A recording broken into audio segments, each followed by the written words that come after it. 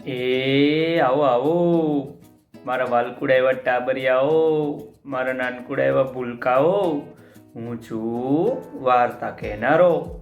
અરે વાહ ભાઈ, આજે તો કેટલા બધા ભટુરિયાઓ વાર્તા સાંભળવા આવી ગયા છે ભાઈ.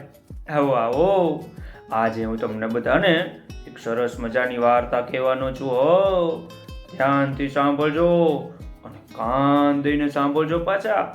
અને આ વાર્તા તમારા ભાઈબંધ ને બેનપણી ને બધાયને કહેજો. વાર્તાનું નામ છે બે કુકડા.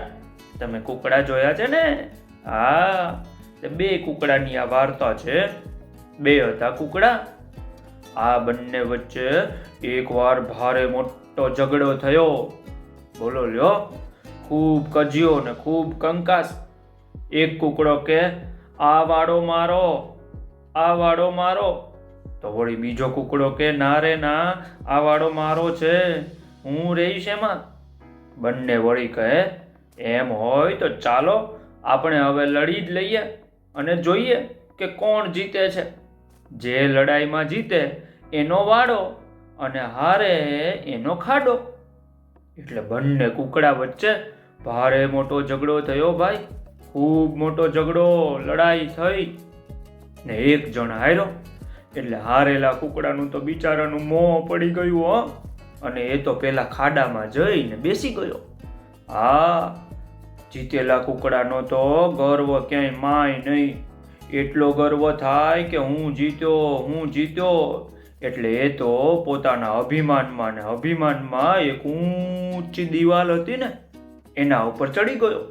અને એણે પોતાની પાંખો થાય એટલી પહોળી કરીને પછી મોટા અવાજે ગળું ફૂલાવીને જોરથી અવાજ કર્યો, કુકડે કુક, કુકડે કુક. પણ ઉપર આકાશમાં એક ગરુડ પંખી ઉડીને જતું હતું.